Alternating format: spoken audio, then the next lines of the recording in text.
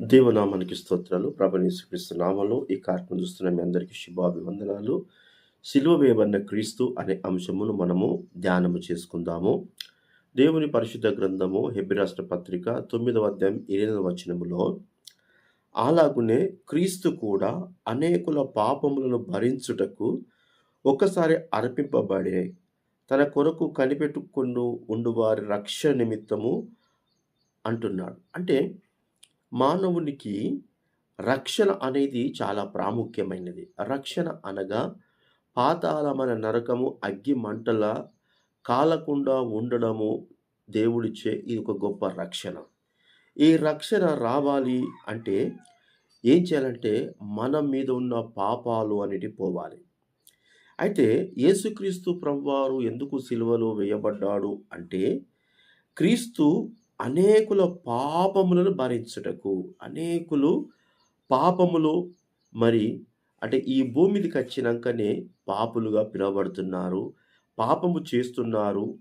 పాపములో జీవిస్తున్న వాళ్ళు చాలామంది ఉంటున్నారు. ఈ పాపములో ఉన్న వారికి ఈ మోక్షము అనే రక్షణ, దేవలోకం అనేది లేదు గనక, వారు ఒకవేళ మరణించినట్లయితే మరి వారు పాతాళమైన నరకములో కాల్తారని దేవుడు గమనించి, అందరి పాపములు ఆదాము మొదలుకొని మరి సర్వ మానవాళి కొరకు యేసుక్రీస్తు ప్రభువారు ఏం చేసిండట, సిలువలో బలి అయ్యిండు. ఎందుకు? పాపాలను సిలువలో భరించిండు. ఎంత వేదన అంటే యేసుక్రీస్తు ప్రభువారిని గెత్సేమనే తోట నుంచి ఈడ్చుకుంటూ పోయిండ్రు. కట్టేసి కొట్టిండ్రు. ముళ్ళ కిరీటం పెట్టిండ్రు. వీపు మీద ఎన్నో దెబ్బలు కొట్టిండ్రు. తలలో చేతులలో మేకులు కొట్టిండ్రు. డొక్కలో బల్లెపోటు. ఎందుకు? మరి అనేకుల పాపములను భరించడానికి యేసుక్రీస్తు ప్రభువారు మరి ఆ శ్రమను కూడా భరించిన దేవుడుగా మనం చూస్తున్నాం. అదే 15వ వచనంలో చూసినట్లయితే ఇక్కడ మరి విమోచన కలుగుటకై, అపరాధముల నుండి విమోచనము కలుగుటకై ఆయన మరణము పొందెను. అపరాధముల నుండి విమోచన అంటే మానవుడు చేస్తున్న అపరాధములు, పాపములు మానవుడే అందుకెళ్ళి విమోచన పొందలేడు, పొందరాదు గనక ఆ మానవుడు యొక్క మరి అపరాధము నుంచి విమోచనము కలగడానికి యేసుక్రీస్తు ప్రభువారే మరణము పొందినట్టు మనం చూస్తున్నాం. దేవుడు ఎంత మంచి ప్రేమ గల దేవుడు అంటే, ఆయన కొరకు మనము చూసినట్లయితే అగ్ని జ్వాలలాంటి కళ్ళు, అపరంజులటి పాదములు అని ఎంతో చక్కగా వర్ణించబడ్డాయి.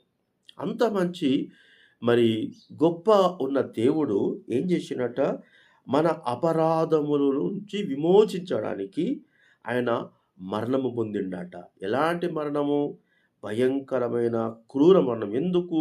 మన పాపాలను ఆయన భరించిండు. ఎంత గొప్ప త్యాగం అనేది మనం దేవుని యొక్క వాక్యాన్ని చూడగలం.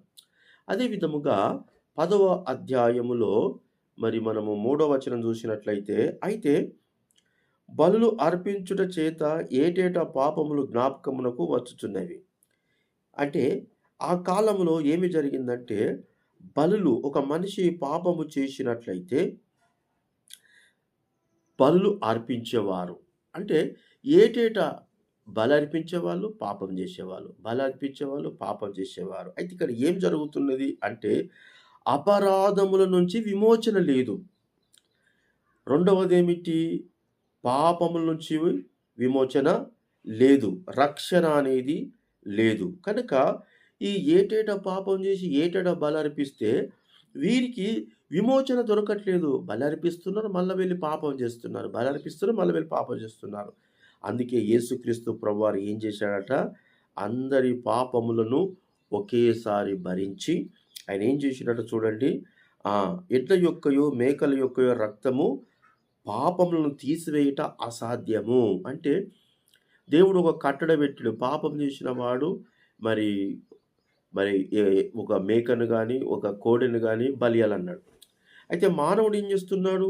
ఏటేటా పాపములు చేస్తున్నాడు, బలి అర్పిస్తున్నాడు. కానీ పాపం పోవట్లేదు, బలి అయితే వస్తున్నాయి. అందుకే ఈ మేకల రక్తము, గొర్రెల రక్తము వలన పాపములు తీసివేయబడవి కానీ అవి యేసుక్రీస్తు రక్తముతోటి తీసివేయబడతాయి. దేవుని నామానికి స్తోత్రాలు. అందుకే ఆ యేసుక్రీస్తు రక్తం ద్వారానే పాపాలు తీసివేయబడతాయని చెప్పేసి ఆ దేవాది దేవుడే అనేకుల పాపములను ఆయన భరించిండు. రక్తము కారణంతగా భరించిండు. అపరాధము నుంచి విమోచించడానికి ఆయన చావడానికి కూడా దేవుడు సిద్ధంగా ఉన్న దేవుడుగా ఉన్నాడు. దేవుని నామానికి స్తోత్రాలు. అదే హెబ్రీ 9వ అధ్యాయం 12వ వచనం చూసినట్లయితే, నేను వారి దోషములను విషయమై దయగలిగి 9వ అధ్యాయము 12వ వచనంలో, మేకల యొక్కయు కోళ్ళ యొక్క రక్తంతో కాక తన స్వరక్తము, చూడండి ఇక్కడ ప్రజలేం చేస్తున్నారు, మేకలు, కోడెలు రక్తాలు అర్పిస్తూ ఏటేటా వాళ్ళ పాపం చేస్తున్నారు, వాళ్ళ రక్తాలు అర్పిస్తున్నారు. కానీ ఇక్కడ దేవుడు ఏం చేసిండట, మేకల యొక్కయు కోళ్ళ యొక్క రక్తము కాక తన స్వరక్తము, ఆయన ఒంటిలో ఉన్న సొంత రక్తమును దేవుడు మన కొరకు మరి మన పాపములను భరించిండు. మనము మరి దేవుని యొక్క విమోచన పొందడానికి ఆయన సొంటిలో ఉన్న సొంత రక్తం మన కొరకు కార్చిన దేవుడుగా ఉన్నాడు. దేవునికి స్తోత్రాలు. ఈ రోజులలో ప్రజలు ఎలా ఉంటారంటే, మన ద్వారా ఏదన్నా మేలు జరుగుతుందని తెలిసినప్పుడు చాలా క్లోజ్గా ఉండి ప్రేమ చూపించి మన దగ్గర నుంచి పొందుకునేది పొందుకుంటారు. కానీ ఇక్కడ యేసు ప్రభువారు మన దగ్గర నుంచి ఏదో ఆశించి పొందుకుంటలేడు. మనము విమోచించబడాలి. మన పాపముల నుంచి మనము మరి ఇక్కడ ఎడ్లను మేకలను కోస్తే వాటి రక్తము పోతుంది కానీ విమోచన కలగట్లేదు. వాటి ద్వారా పాపాలు పోవట్లని చెప్పేసి దేవుడు తన సొంత రక్తము మన కొరకు కార్చిన దేవుడుగా ఉన్నాడు. ఆ రక్తముతోనే మన పాపాలకు విమోచన. దేవుని నామానికి స్తోత్రాలు. అదే విధముగా 7వ అధ్యాయము 25వ వచనం కూడా గమనించినట్లయితే, హెబ్రీ రాసిన పత్రిక, ఈయన తన ద్వారా దేవుని యొద్దకు వచ్చు వారి పక్షమున విజ్ఞాపన చేయుటకు నిరంతరము జీవించుచున్నాడు గనుక వారిని సంపూర్ణంగా రక్షించుటకై. చూడండి, మనము మన పాపాలలో మనమున్నాము. మనము ఇంకా ఎలా ఉన్నాము అంటే, మనము అపరాధములో ఉన్నాము, విమోచన లేదు. కానీ మనము నిరంతరము జీవించాలని చెప్పేసి దేవుని యొద్దకు మరి మనల్ని తీసుకెళ్ళడానికి, ఆయన రక్షించడానికి ఎంత త్యాగము చేసిండు, ఎంత బలైండు, ఎంత రక్తం గార్చిండు అనేది మనము గమనించాలి. మార్క్స్ వార్త 10వ అధ్యాయము 45వ వచనం చూసినట్లయితే, మార్క్స్ వార్త 10వ అధ్యాయము 45వ వచనం. మార్క్స్ వార్త 10వ అధ్యాయము 45వ వచనములో, మనుష్య కుమారుడు పరిచారం చేయించుకుంటూ రాలేదు కానీ పరిచారం చేయుటకు అనేకులకు ప్రతిగా విమోచన క్రయదముగా తన ప్రాణం ఇచ్చుటకు వచ్చాను. యేసుక్రీస్తు ప్రభువారి లోకంలోకి ఎందుకు వచ్చిండు? తన ప్రాణం ఇవ్వడానికి వచ్చిండు. తన ప్రాణం ఇవ్వడం అంటే ఆ క్రూరమైన ఆ యొక్క చేతులలో మేకులు, కాళ్ళల్లో మేకులు, ఒంటి నిండా గాయముల చేత ప్రాణం ఎంత వెళ్ళిపోయిందో, ఆ ఒంటికి వచ్చిన రక్తము ద్వారా పాప విమోచన. దేవునికి స్తోత్రాలు. ఆదికాండం చూసినట్లయితే 3వ అధ్యాయం 21వ వచనంలో, ఆదికాండం 3వ అధ్యాయం 21వ వచనంలో, దేవుడైన యెహోవా ఆదామునకు అతని భార్యకును చర్మపు చొక్కాయలను చేయించి, అంటే ఆదాము అవ్వలు దేవుని దగ్గర ఉండేవాళ్ళు, దేవునికి దూరముగా అయ్యారు. విమోచన లేదు వాళ్ళకు. వాళ్ళు పాపము చేశారు. పాపం ద్వారా ఏమైపోయింది?